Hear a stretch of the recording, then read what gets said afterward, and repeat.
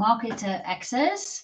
Today we're going to talk about such a fundamental thing in marketing that is important for the hobby marketer, just a person that is interested in marketing. Obviously, if you are a marketer, this is also really, really important stuff. It is the framework that you can base all other marketing on and all your marketing activities.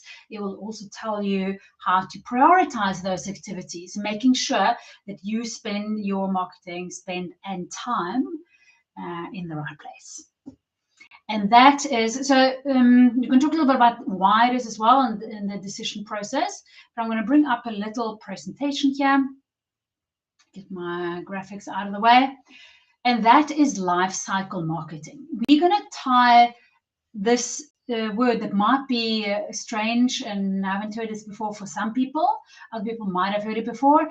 I'm going to put this life cycle marketing in the context of your buyer's purchasing decision. So it's all about your buyer.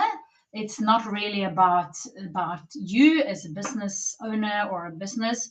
But it's how can you market the best way possible to get that click or website visits, etc., to become a paying customer. And we're absolutely not talking about forcing anyone to buy anything from you, because that will not work.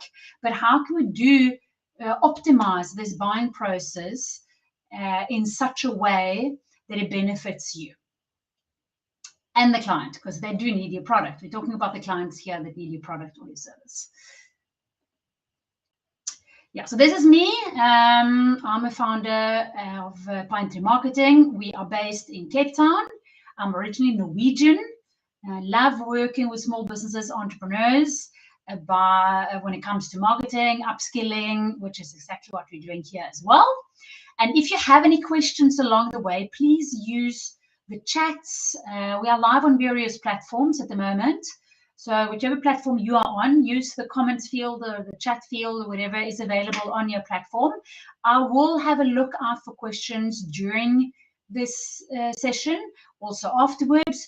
If you're watching the review, which I know a lot of people are doing as well, you are still welcome to pop in your questions and we will answer them afterwards. You can also contact us via email or chat or however you want to, with any questions that you might have. We love sharing what we do. That's why we have a passion for it, I guess. So let's have a little look at online buying and the customer journey. So I'm going to show you, I'm not sure if you can see my little screen here. Let me just, so I'm going to show you. Let's see if this works. No, it doesn't. But what it does is that it shows you what a buying journey looked like traditionally and what it looks like now. So what we had more of a linear process where the people go through an awareness stage, familiarity stage, consideration phase, a decision phase, and then the loyalty phase, which is not always included. But this model is really, really old. It's really, really old. So it hasn't really, if you look at it that way, you're not really adapting to how a buying purchase is at the moment. Why is the buying purchase different? Well, because we have a lot more access to tools and we have a lot more access to information. So in 2009, McKinsey came with a survey where they started looking at the buying journey in UI. Well, again, what they came up with is that the customer has now become a researcher. So they research a lot more. This, again, comes with accessibility of information. Just when I studied marketing, I don't know, 10, 15 years ago, there was no Facebook. And this linear model that I first mentioned was even before Facebook. So obviously things have evolved. Google has become a lot better. We have AI that is there helping us write and type and find information and sort information. We have reviews. We are a lot more concerned about what other people say about someone's product or service than what they say themselves.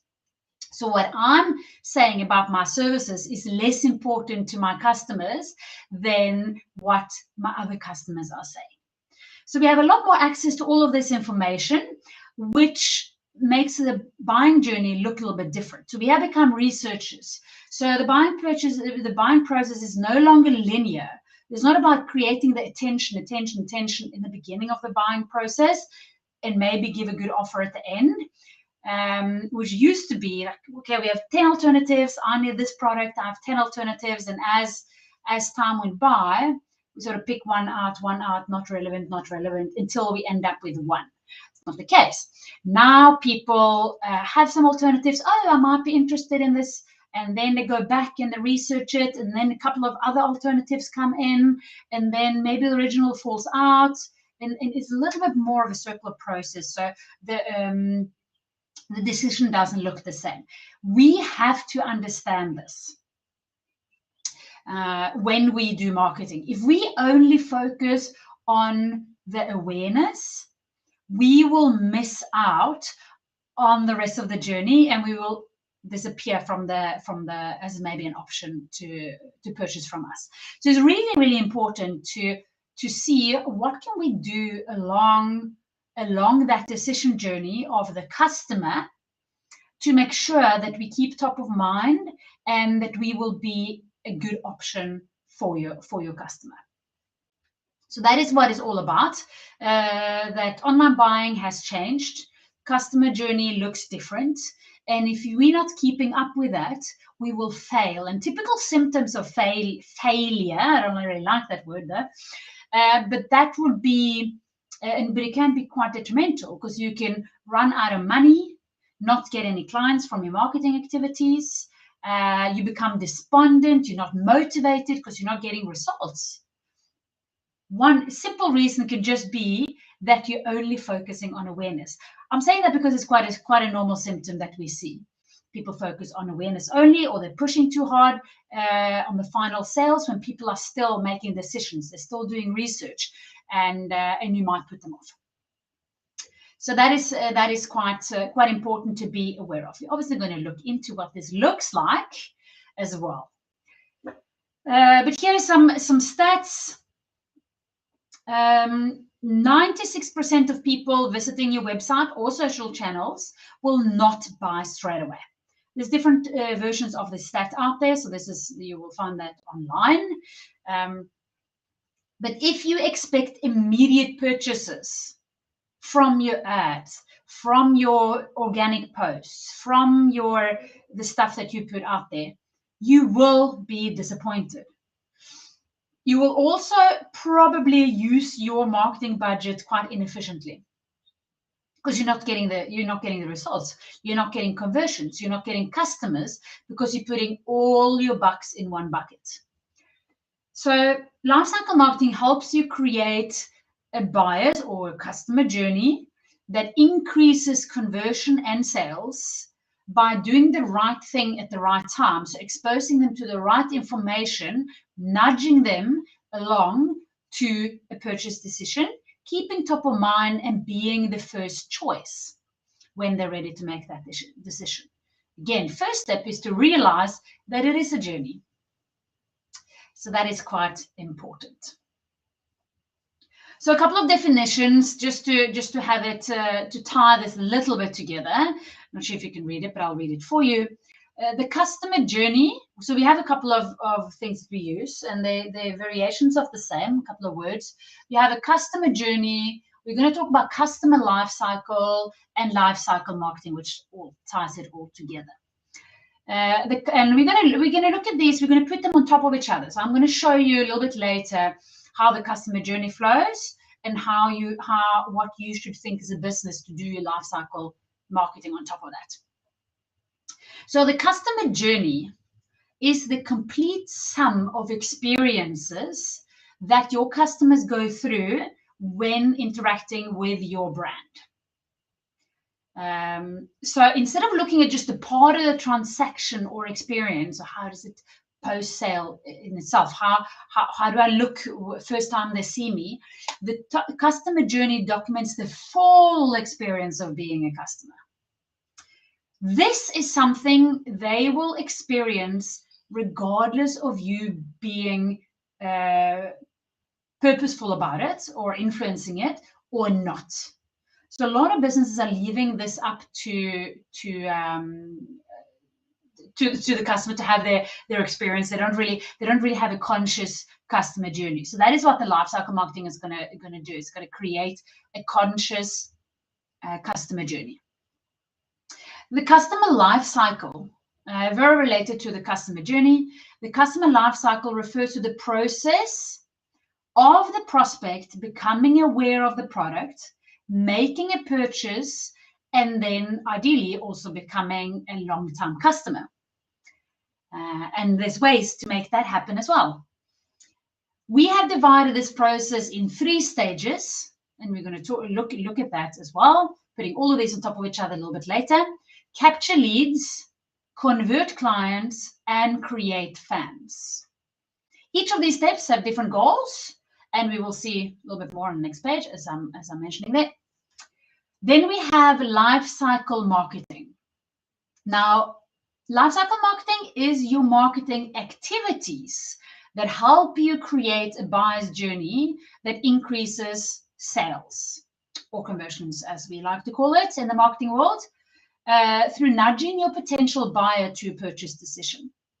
So you have a customer journey that you can be conscious of or not. The customer goes through what we call a life cycle. So it's a process they go through. And life cycle marketing is what you do along the way. So that is your activity. So that's the one you can really work on from your side. And that's your priority, where your priorities get set, and it all leads to a better customer journey, which leads to more sales. So here we're putting it on top of each other. So the customer journey stage, they realize that they have a problem. There is some form of awareness.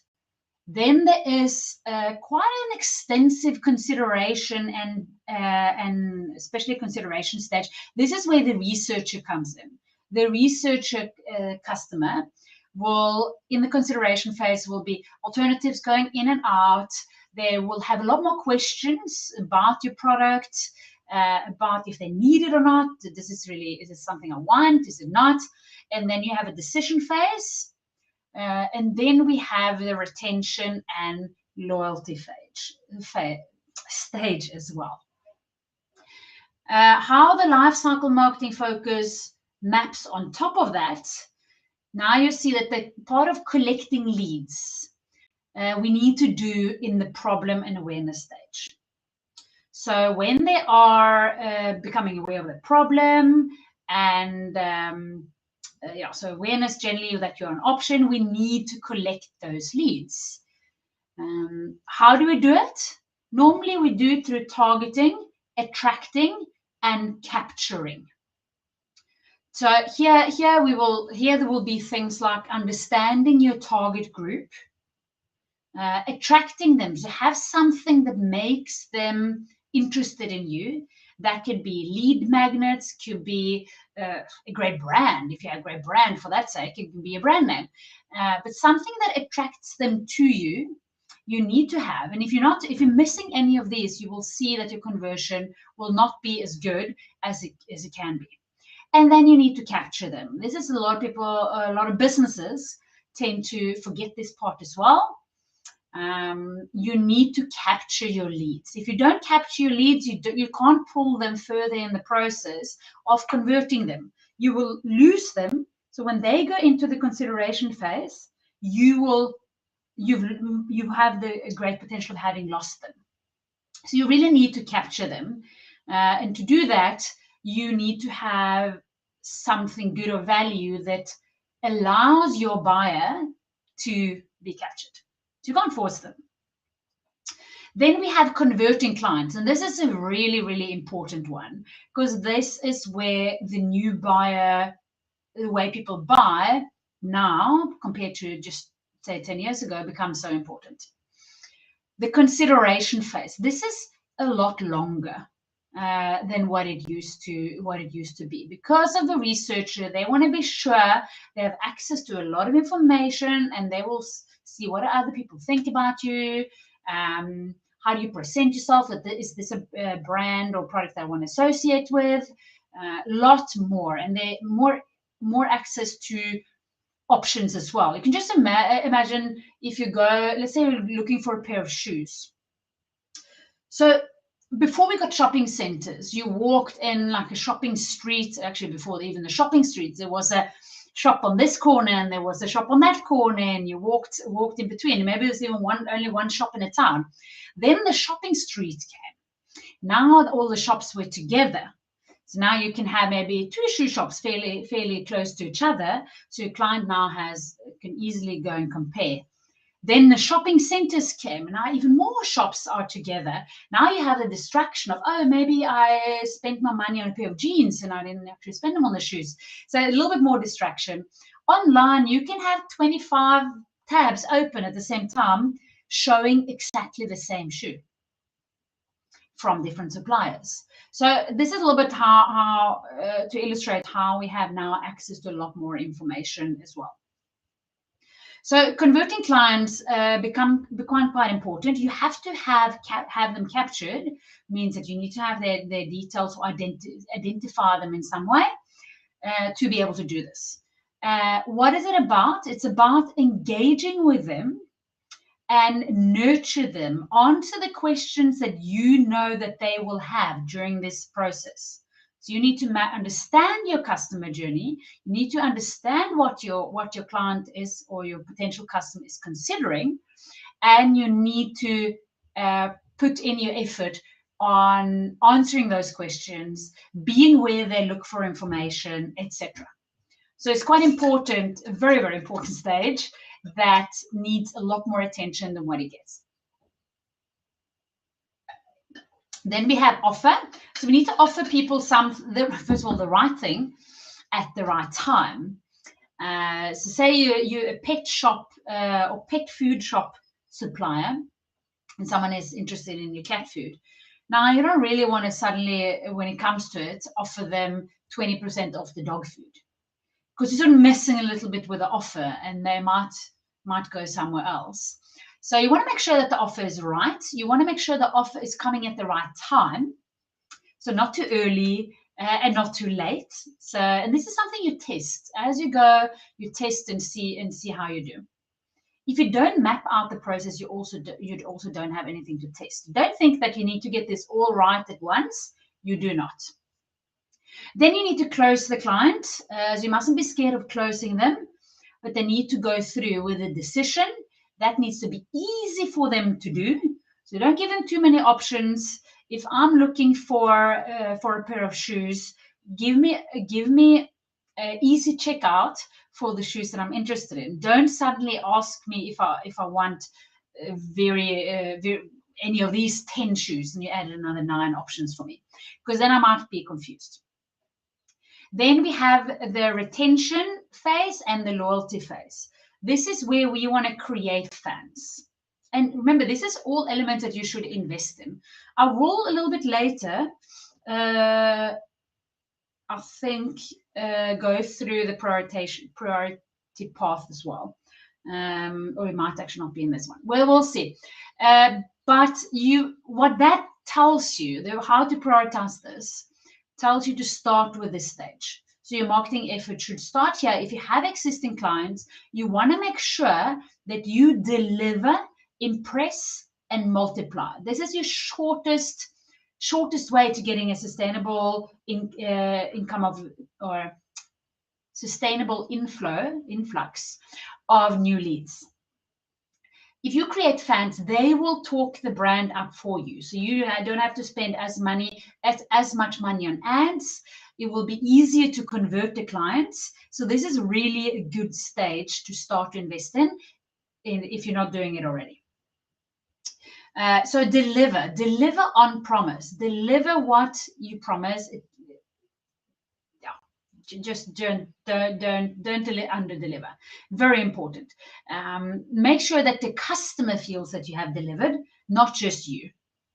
So if you sent a pair of shoes that looked blue on the website, and then they actually a client thinks that they're purple, they will be disappointed. So deliver. Then you can impress.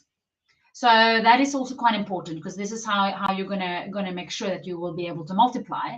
So impress the client. Do something extra. I don't know, personalized thank you note with a delivery.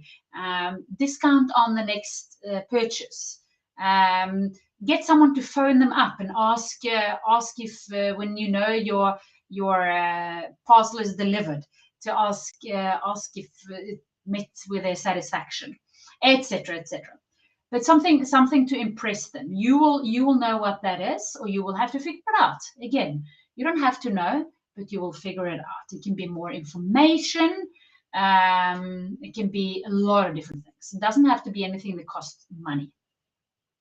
Then multiply can be done a couple of ways. You can have repeat purchases from the same person, or you can have one person that talks to another person, so you get a new client.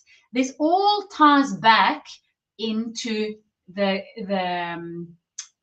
attracting and capturing new leads. So it all ties back into that. It's no longer linear. So why do you need lifecycle marketing? You need to facilitate and support the buying process of your customers. You need to do so to help them get to the purchase. People also get very, very sidetracked. I don't know about you guys, but I have a lot of these. Okay, I'll take my phone and I'll take a picture of that ad and I'll attend to it later. I'm not captured. First of all, I'm going to forget to attend to it. You haven't captured my details, because I'm just screenshotting your ad. So it's really important. So you won't be able to help me get to the purchase of what I did show interest in, because I screenshotted it. So it's quite important to make sure that you have that opportunity. Again, a share is not a sale. You don't know. You don't have the opportunity to necessarily communicate with them again. A like is not a purchase. Isn't it interesting how a lot of these social media agencies will say, oh, but you got so many likes and so many shares and so many followers and clicks, the other two there as well. And then at the end of the day, you're like, but yeah, it looks great, but where's the client? This is why you need to do lifecycle marketing. You need to understand that it's not only about these things. A follower is not a customer. A click is not a lead. So you need to make sure that you have all these steps in process, these processes and actions in place to be able to get to the purchase, because the purchase is what's going to create a sustainable business for you. So that's quite important to understand, and will take away a lot of frustration as well from all of those businesses out there that generate all these shares and likes and followers and clicks and all of that stuff, but not getting the business. And I also promise it's a lot easier to close or to sell to a potential client if they are referred from someone else. If someone else already has said, oh, I worked with Pine Tree Marketing and they were great, they had such nice service and they really went that extra mile, it's going to be a lot easier for me to sell to them, obviously, if they need my services. Because I'm not going to force them to need my services. But they already, likelihood of them already needing it because they talked to my existing customer that recommended me, it sort of lies in the cards that they do need my services. I already created some kind of trust because I was recommended. It wasn't my company talking to the client, telling them how great I am. There was someone else saying, hey, these people are quite good. You should talk to them. A lot easier to sell to than to have to go via someone who just liked your page or liked your post, etc. Or visited your web page and it's just a stat on your Google Analytics. So this is putting a little bit in context here as a framework and seeing how it all ties in together.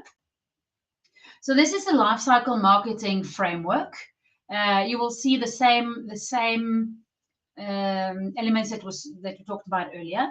It's collecting leads, converting clients, and creating fans. So we need to, and you see how it all goes in a sort of extended figure of eights. It goes on. So we need to target our correct target group There's no point of targeting the wrong person. For marketing services, I don't need to target people that don't need marketing. I want to target the ideal customer for me, the ones that will like to work with me. That's who I want to target, not the ones that it's going to give me a lot of hassle. I want to have the person that is easy to work with, that can build a good relationship, and we can really thrive, both in the delivery and what you are receiving. So you need to target the right kind of person. Also lead to frustration if you do not do that. Then you need to attract them. So you need to make them aware of you. You need to make yourself visible to them in a way that you can also capture them. So you want to attract them, give them something of value so that they want to register and give you their details. Then to convert clients, you really need to engage and nurture with your prospects. So again, going back to understanding who they are, understanding what's part of their purchasing process. I do not expect you to necessarily know this straight off the bat. So don't be despondent if you're thinking, oh, but I don't really know. I don't know. Well, then we just start with mapping. So what I recommend when you start with lifecycle marketing is to start mapping out your process, what you have. And if you say, oh, but I don't have a process, well, that's perfect. Then you have clean sheets and you start. And then I would recommend to start also in this section, creating fans if you have existing customers. If you don't have existing customers, I will recommend to start here. There's no point of pushing in the money here if you don't have a conversion process in place. So a little bit of a hint there about how you should prioritize. So you need to engage and nurture with them and give them the right information at the right time. By having this mapped out in the process, you can figure out if your process is wrong. So you can improve your process. You can say, oh, no, that activity didn't really seem to work.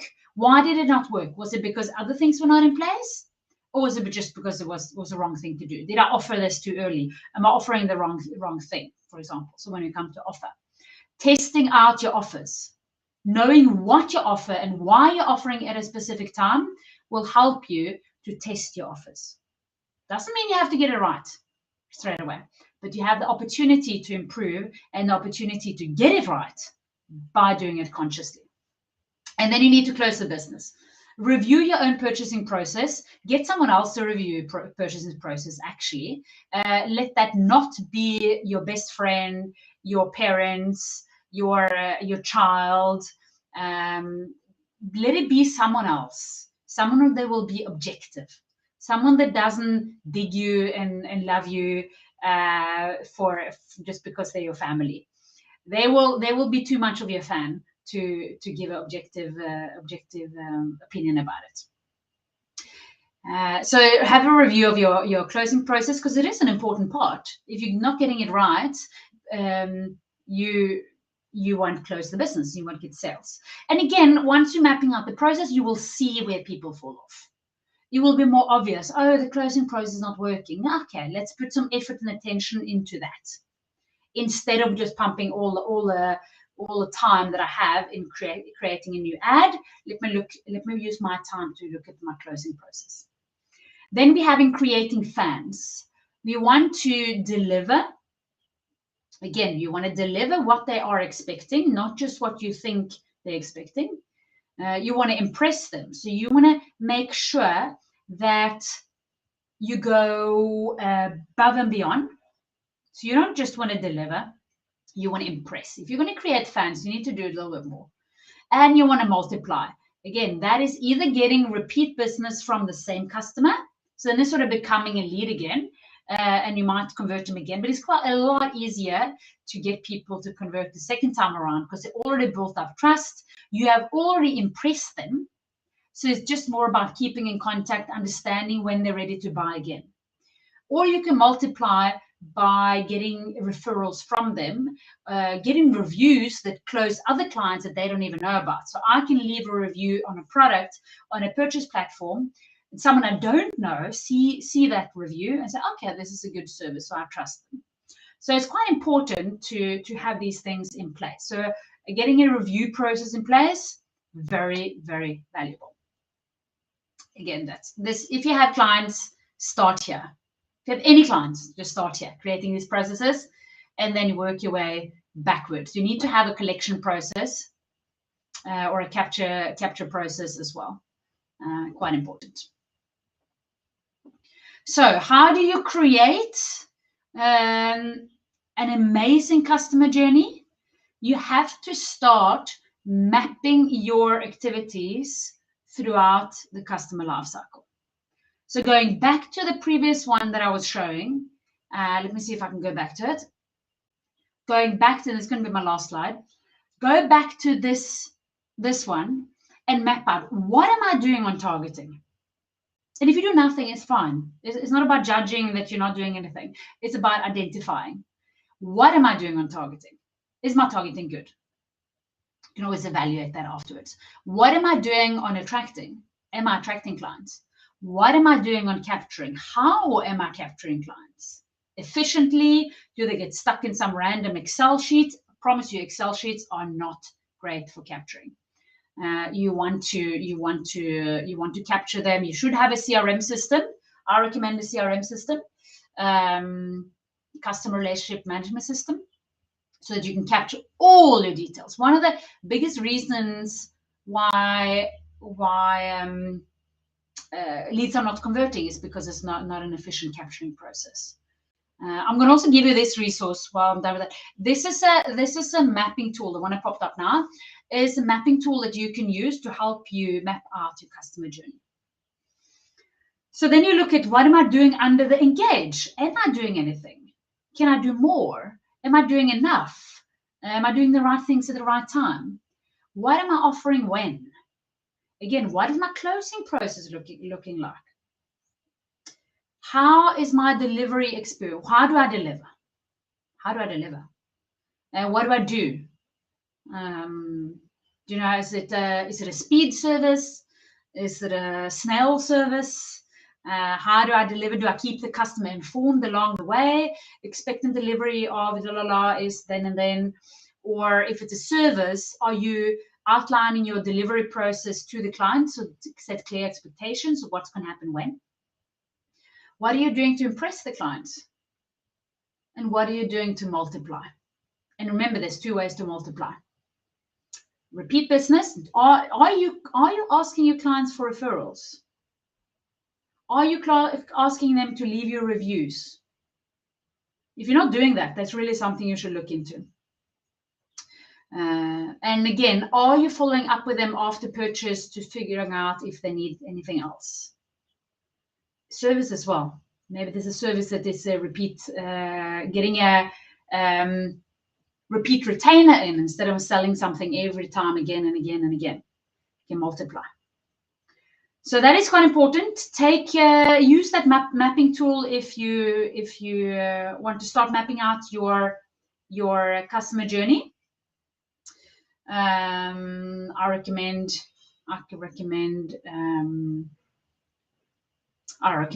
trying to map that out. So with that, that was the last that I was planning to go through in this session. I don't know if there's any questions. I don't think there's anyone coming in on the chat so far. But again, if you're watching this in the recording, please just pop the messages in, write us an email, be in touch. We are very normal people behind the scenes here that just love what we do and like upskilling our clients, obviously, but we already help them, but the general marketer out there as well, hobby marketer, serious marketer, marketing head, or just whoever is interested, actually. So let me know if there's anything, or let anyone on my team let anyone on my team know if there's anything, and I hope to see you again next time.